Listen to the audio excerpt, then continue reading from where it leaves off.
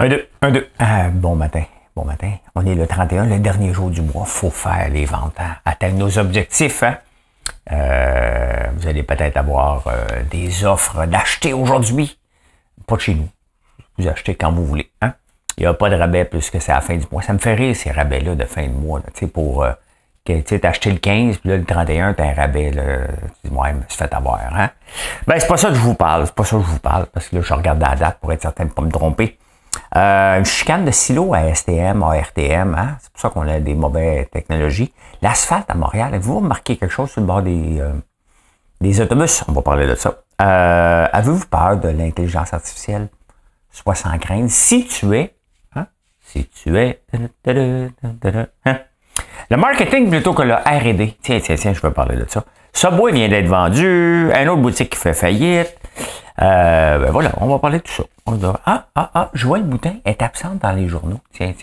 Et pourtant, sur les réseaux sociaux, ça fait fureur.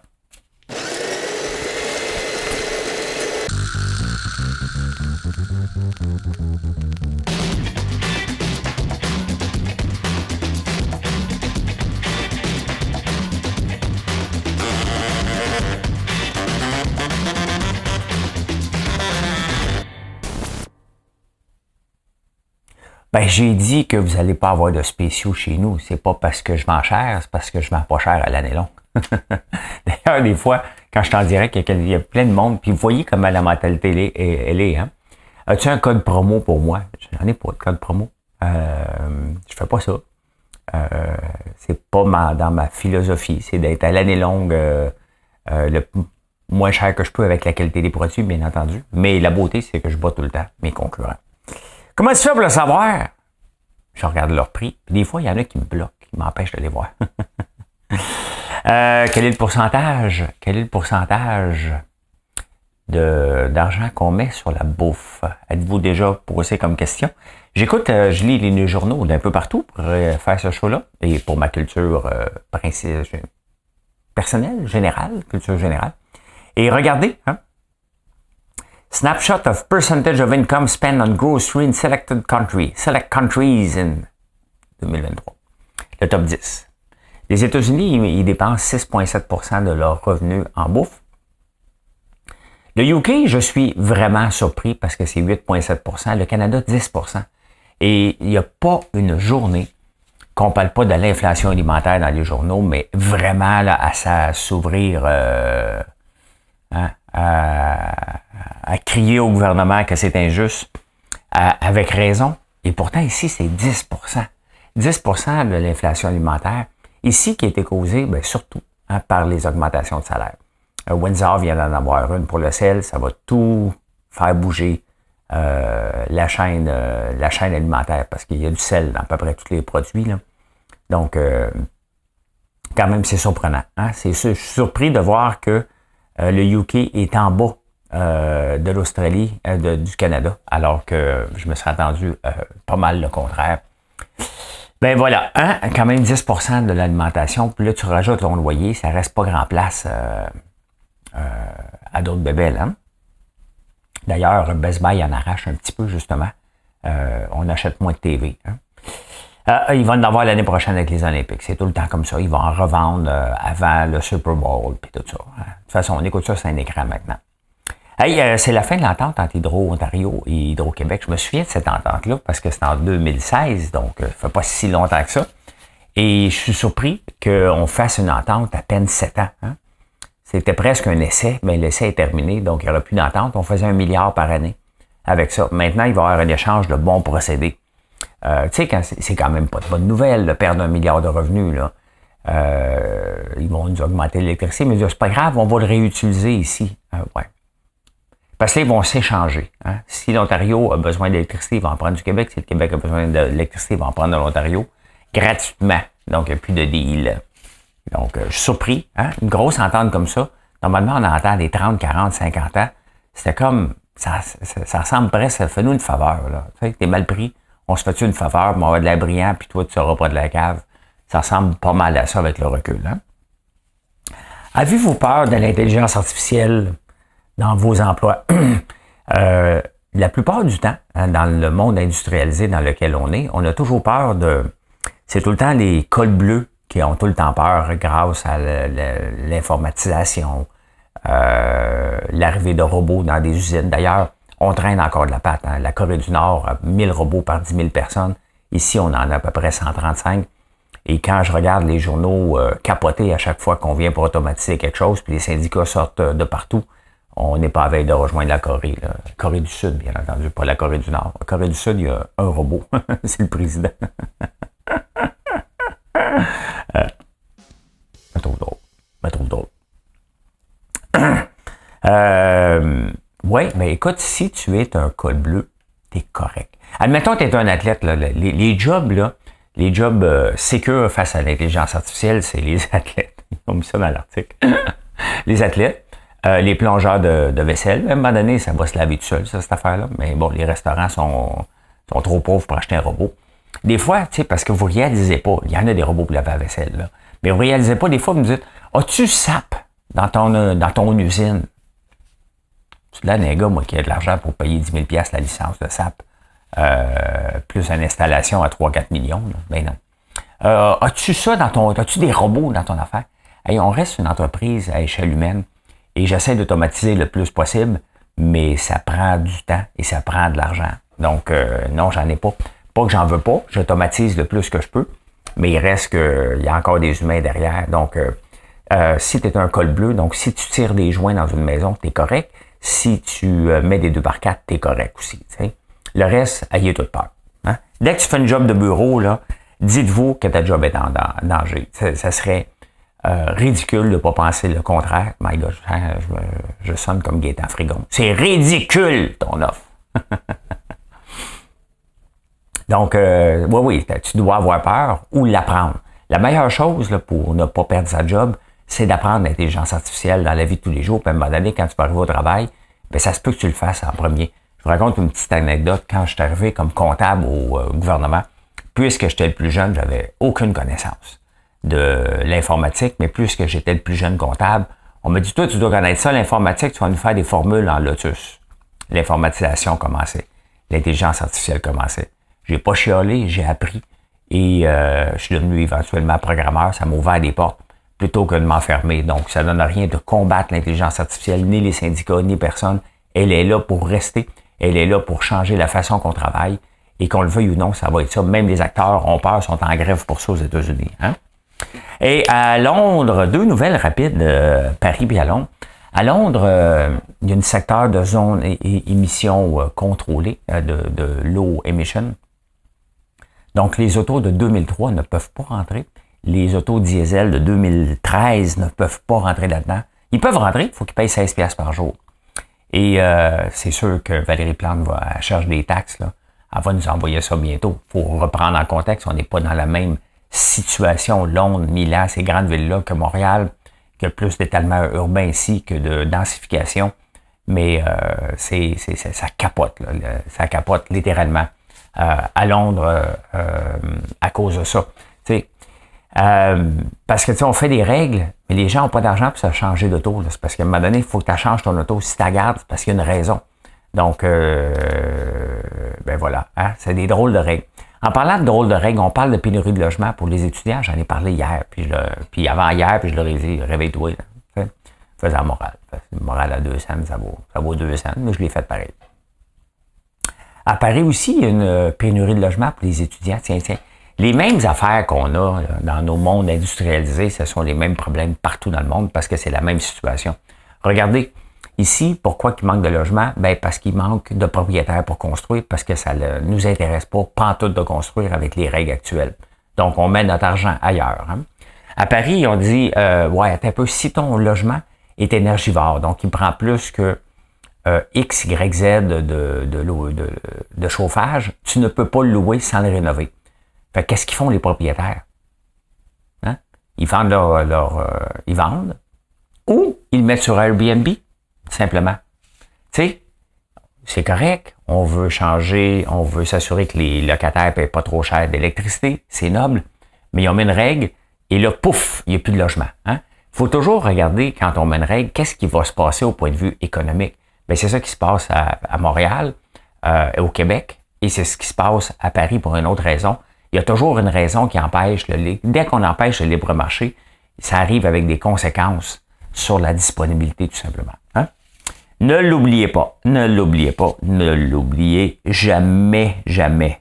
N'oublie jamais le jour où je t'ai connu. La STM aurait pu s'informatiser avec un téléphone. Tu passes pour prendre l'autobus, tu prends ton téléphone, puis tu passes comme si tu passais une visite. Hein? J'arrive de l'Italie, j'ai vu à Paris aussi que fallait payer fallait chercher des billets. C'est correct, Paris et toutes ces grandes villes-là, le transport en commun, il est dans un autre niveau, une autre catégorie qu'ici. Hein? Donc ici, pour attirer des gens, il faut faciliter la tâche. Moi, honnêtement, si je veux prendre l'autobus ici, là, j'ai aucune idée où il faut que j'aille chercher des tickets. Donc, je vais dessus au métro, donc il faut que je marche jusqu'au métro. Ça ne me tentera pas, je risque de prendre un Uber. Si la STM voudrait plus de clients, il va falloir qu'ils mettent ça plus clair, plus facile de rentrer dans l'autobus et payer comme partout ailleurs. Il aurait pu le faire, mais il y a une chicane entre RTM et la STM. Donc, tu as la Société de transport, puis tu as la RTM, qui est tout le groupe, je pense, toutes les sociétés de transport. Fait que les sociétés, la RTM a dit « Hey, va pas là. Ça, c'est à moi. C'est mon département à moi. Hein? » Fait que l'autre a dit « OK, parfait. Hein? Fait que là, il n'y a personne qui fait rien. Hein? C'est ça. Tu sais, si on veut faciliter et on veut augmenter les gens qui prennent le transport en commun, il faut leur faciliter la tâche. Il faut que ça soit facile. Il faut dire c'est un no-brainer. Honnêtement, j'en ai pas de ticket ici, puis je sais pas s'il faut en prendre. Mais on fait du marketing. Prenez le transport en commun, mais on facilite pas l'accès au transport en commun au point de vue du paiement. Donc, faut pas être surpris, là. On met de l'argent. Tu sais, tu regardes ça, tu te dis, il y a eu le jeune, il y a la carte Opus, hein, Opus en ligne, que c'est pas possible de recharger une carte Opus à la maison, à moins d'avoir un lecteur USB chez toi. C'est toutes sortes de choses comme ça qui fait que il se demande après ça pourquoi qu'on prend pas l'autobus. C'est pas juste parce qu'il est pas il passe moins, hein, parce qu'il arrête pas de chialer. Ben oui, mais l'autobus passe moins. Donc, il y a moins de transport, puis les gens veulent pas le prendre parce que. Mais non, c'est pas ça. C'est parce que vous travaillez sur la mauvaise affaire. Travaillez sur la facilité de se rendre dessus. La titre. Hein. Après ça, qui passe à 10h20 ou à 10h38, là, on va s'adapter selon notre horaire, là. Mais ne pas savoir, ouais, j'ai-tu des billets? Ah non, tabarnouche, faut que je marche jusqu'à Outremont. Je vais prendre l'autobus. Mais non, je peux pas prendre l'autobus, j'ai pas de billets. Vous voyez comment que c'est un peu niaiseux? Ben, c'est ça, hein? Alors, le ministre de la Montagne, le ministre de l'Agriculture, s'en va faire un petit trail dans les Europes, puis s'en va voir qu'est-ce qui se passe là-bas. Il regardera le bio, hein, parce qu'on met beaucoup d'emphase sur le bio ici, et j'en ai parlé plusieurs fois, le bio en Europe, ça marche pas partout, là. Il y en a eu ben trop, les prix sont trop élevés. Avec l'inflation alimentaire que je viens de vous montrer, pensez-vous que les gens ont la capacité d'aller acheter des œufs bio à 14$, là? Ben, la réponse est non. Donc, il faut prendre un break sur le bio, encourager l'agriculture responsable, de proximité, de pas mettre des pesticides si c'est pas nécessaire. Regardez, je mets rien dans mes tournesols. J'ai fait planter, puis adviendra ce qu'il pourra, puis le pourra fait qu'il gagne pareil. Hein? Donc, on va suivre ça de près, son voyage dans les Europes. Qu'est-ce qu'il va nous amener comme idée? Hein? Une petite parenthèse. J'avais remarqué dernièrement que l'asphalte sur le bord des arrêts de bus est complètement démoli. Complètement démoli, mais tout arraché, là. Hein? Comme ça l'avait fondu. Ben, je me suis pas trompé. C'est à peu près pareil à tous les arrêts de bus. On a refait l'asphalte. On a mis de l'asphalte de mauvaise qualité. On n'a pas compacté les sols comme il faut en dessous pour supporter des arrêts des autobus qui arrêtent à toutes les 10 minutes. Tu sais,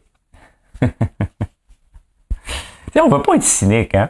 On veut pas, mais à un moment donné, on est obligé de l'être, hein? On n'apprend jamais rien, hein? On donne au plus bas soumissionnaire, puis c'est correct, mais on regarde pas s'il va faire la qualité, tout simplement. On est tellement obsédé par payer moins cher, parce qu'on a tout le temps trop payé, puis on paye encore trop, qu'on accepte encore des situations comme ça. Là, à suivre, j'ai bien hâte de voir celui qui a fait l'asphalte sur le bord des autoroutes, sur le bord des autobus, s'il va payer ou non, hein?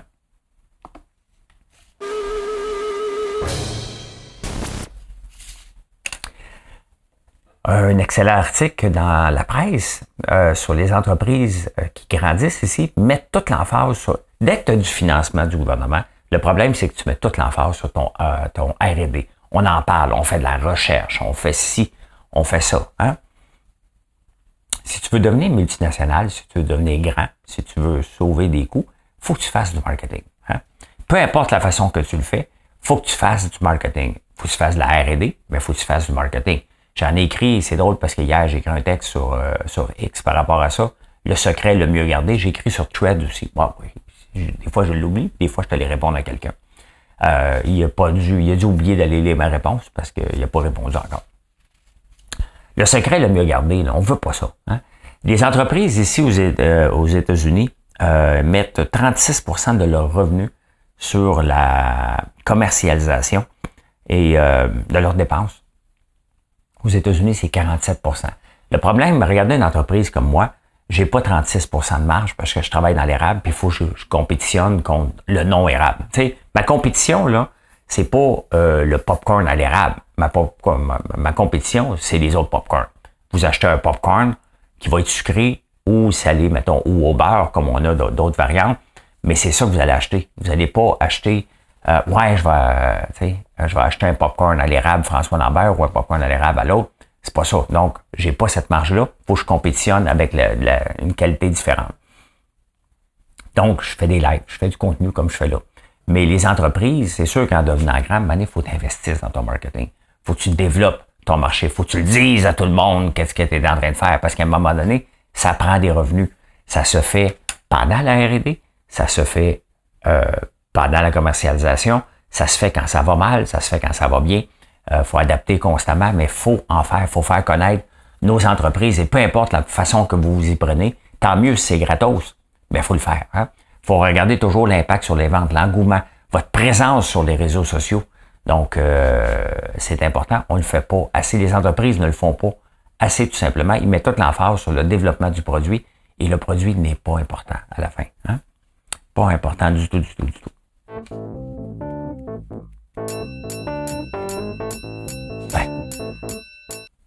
Je vais me reprendre. Le produit est important, tabarnouche. Mais c'est pas juste ça. Le produit, il y en a d'autres, tout simplement. Pourquoi le consommateur va vous choisir? Quel est ton élément différenciateur à la place? Hein? Et Subway, ça a pris du temps avec soit acheté. Il demandait 10 milliards. Il y a eu 9,8 milliards. Ça fait peut-être un an qu'il y avait une pancarte à vendre devant les magasins Subway. Subway, c'est des franchisés. Hein? Il y a eu un engouement à un moment donné dans les années 2005 à 2000, je dirais, jusqu'avant la pandémie. Il y a eu quand même un grand engouement pour Subway. Et là, l'engouement est moins là. Il y a beaucoup de franchisés qui sont moins contents. On les voit moins dans les nouvelles. Je veux dire, justement, en pub, c'est sûr que lorsque le vendeur, le propriétaire dit « Moi, je suis tanné, je veux vendre », ça aide pas à faire les ventes. Puis en même temps, il y a comme un break sur les investissements. Dès que quelqu'un veut vendre une entreprise, là, tu commences pas à tout changer. Là. Tu laisses ça à peu près égal. Donc, tu fais du statu quo. Et ce qui arrive en affaires, tu peux pas faire du statu quo. Il faut toujours que tu innoves dans tes magasins. Il faut que tu innoves dans ton menu. Constamment. Il faut que tu restes dans l'optique des gens. La seule chose qu'on attendait, en tout cas de ma part, c'est que Subway était à vendre. Mais les magasins, les restaurants sont pas beaux, sont désuets. Il n'y a pas de place. Oh wow, je vais aller chez Subway. Il n'y a pas de take-out chez Subway non plus. C'est quel service à l'auto, je dis. Donc, là, ceux-là qui viennent d'acheter, eux autres, ils disent, bon, parfait, on vient d'avoir un bon deal. Il y a de l'argent à mettre là-dessus, il faut qu'ils en mettent, il faut qu'ils rénovent, il faut qu'ils changent au complet. Mais est-ce que c'est les franchisés qui vont avoir la capacité financière de le faire ou on va voir plusieurs Subway fermés? Je pense qu'on va plutôt voir cette optique-là de plusieurs Subway qui vont dire, écoute, je ne mettrai pas 100 000 $ dans mon amélioration locative.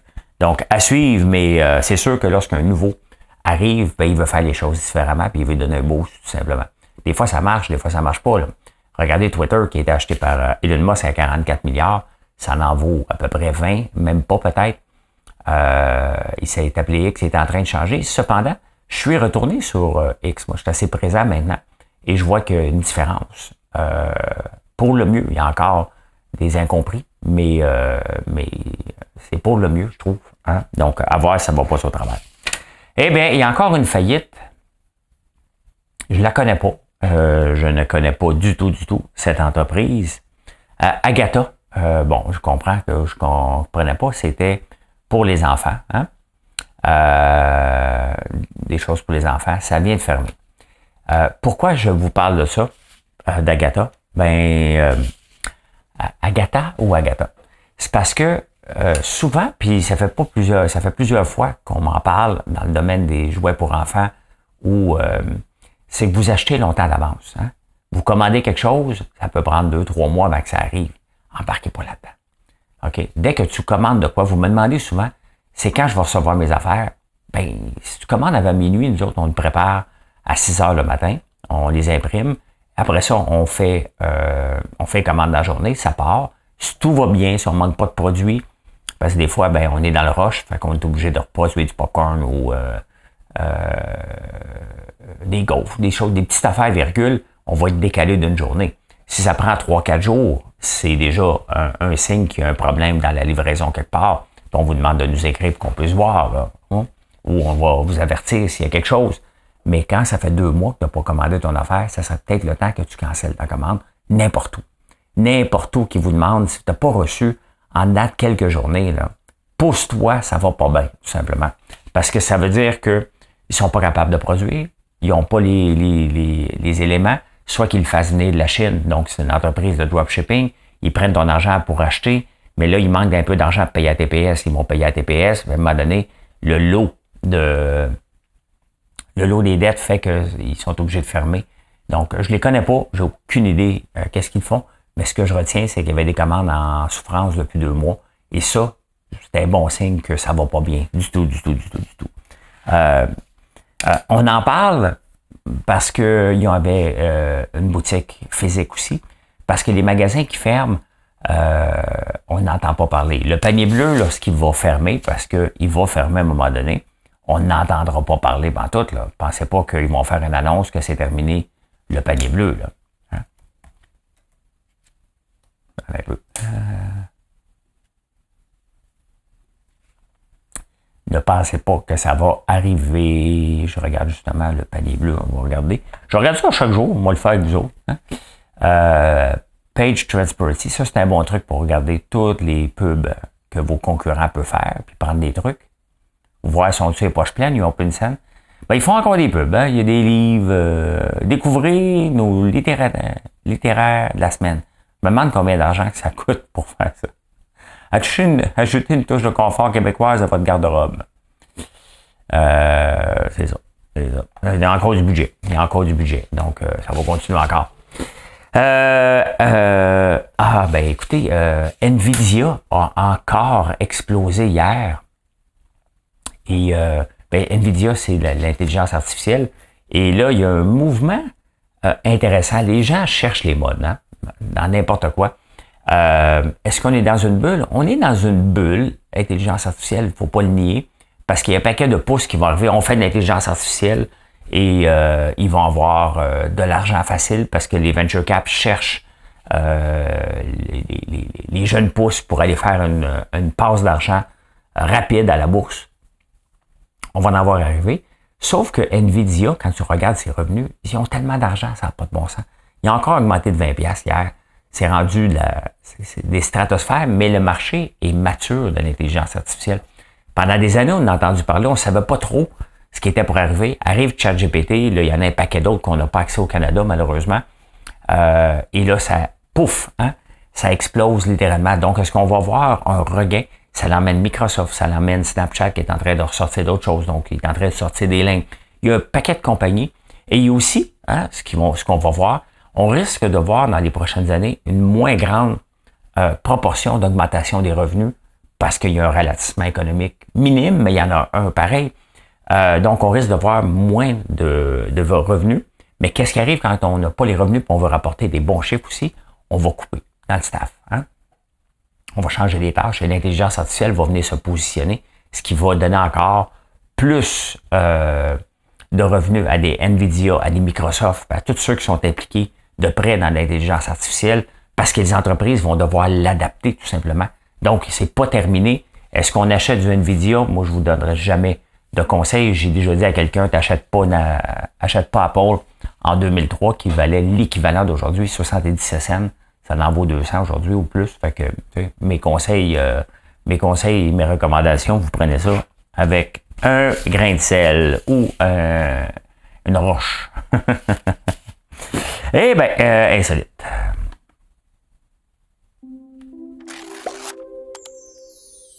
C'était pas à passer le jour, je le fais plus. C'est ça. C'est lui.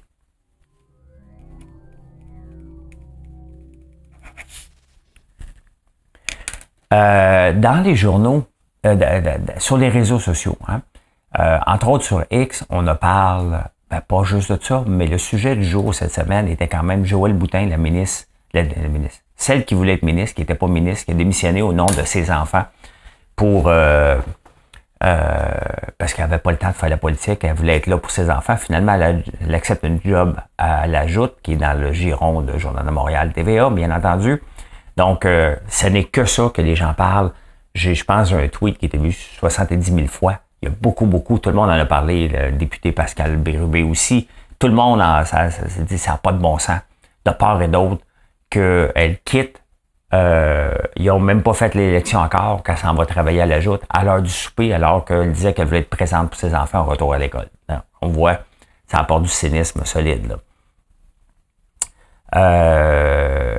Le Journal de Montréal n'en parle pas, ni la presse. C'est sûr, la presse ne fera pas de publicité pour dire elle est rendue là, mais mettez-vous dans le contexte qu'elle aurait accepté un job ailleurs, comment les journaux auraient sauté là-dessus. Donc, vous voyez, nos journaux, là, nos journalistes ne sont pas si indépendants que ça, là. Il n'y a aucune indépendance possible. Tu ne tires pas, tu ne donnes pas du gaz à ton concurrent et tu ne tires pas dans ton propre but pour dire que ça n'a pas de bon sens dans le Journal de Montréal qui l'embauche. Hein? Vous voyez? Donc, arrêtez de penser qu'il y a une indépendance journalistique. Il y en a zéro.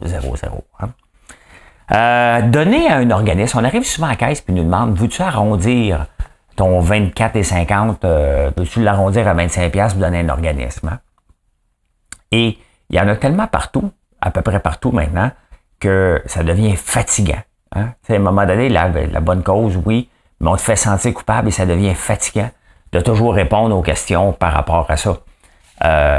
Et ça m'énerve. Dans un de mes livres, je dis ne pas s'associer à aucune cause et bénéfice pour l'entreprise, parce qu'à un moment donné, ça tape ses nerfs, tu finis par aller ailleurs quand ça devient trop. Je dis pas sporadiquement, j'ai fait un paquet de levée de fonds avec des entreprises, en effet, je vais en refaire encore, mais c'est toujours un risque, parce que si les gens n'aiment pas l'entreprise, ben, ça se peut qu'ils n'achètent pas tes produits, tout simplement, ou aillent voir ailleurs.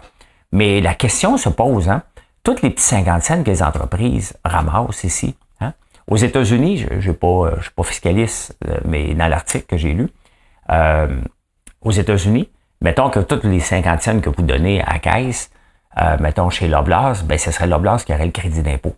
Donc, c'est bénéfique pour l'entreprise de ramasser des sous en votre nom, mais c'est elle qui ramasse le crédit d'impôt. Je ne sais pas si c'est comme ça au Canada, ça marche comme ça aux États-Unis. Donc, moi, j'ai toujours mon dire, j'ai toujours pour mon dire, ça fait-tu vieux, ça? C'est bizarre un peu comme expression, je ne dis jamais ça. Je l'entends, mais je ne le dis jamais. C'est une cause qui tient à cœur, fais-le donc toi-même. Le 10$, au moins, tu vas avoir un crédit d'impôt, au lieu de donner le crédit d'impôt à quelqu'un d'autre. Hein? Mieux travailler, écoute, il y a 62 études qui se sont penchées dernièrement sur comment mieux travailler pour être efficace dans le milieu de travail. Ben, une des premières choses, enlever les notifications sur les emails. Répondre, l'étude est sérieuse, là. Au lieu de répondre en tout temps à vos emails, ça vous dérange et ça vous empêche de refaire. Enlevez les notifications et donnez-vous des heures précises pour aller répondre aux emails. Savez-vous comment ça marche? Mettons entre Marilyn et moi, là. Hein? M'envoie email, elle me texte. Je t'envoie un email. Tout le monde fait ça, là. Hein? L'étude n'a pas été mise à jour. Parce qu'on envoie un email pour dire à l'autre, on envoie un texto pour dire je t'envoie un email. Parce qu'on lit justement moins. Hein? Si on envoie un email, c'est parce que c'est souvent pressant, mais plus détaillé qu'un texto. Hein? Eh bien, voilà comment j'ai vu l'actualité en ce dernier jour du mois d'août. Hein? Venez nous voir sur françoislambert.moi. Venez nous voir aussi à la ferme. 1270 Montée-Sainte-Madeleine à Notre-Dame-de-la-Paix. Donc, un petit village reculé de l'Outaouais, mais que je vous fais découvrir de plus en plus. Puis, je suis content de participer à cet essor-là dans la région. Minime, mais quand même. Hein? Allez, bye. Bonne journée.